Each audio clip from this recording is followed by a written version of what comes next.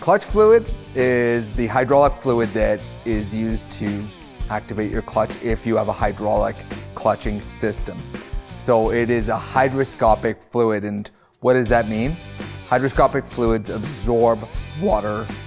It's one of their properties. So it's important that you do have them checked and replaced at the manufacturer's specified intervals.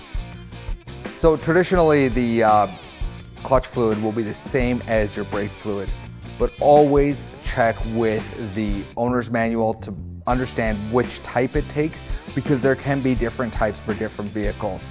Now I'll show you how to check your clutch fluid.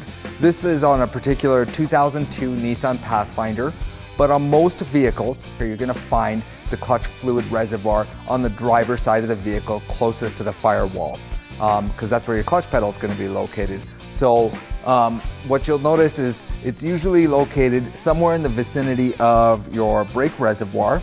And right here, you'll see a smaller reservoir with a little cap.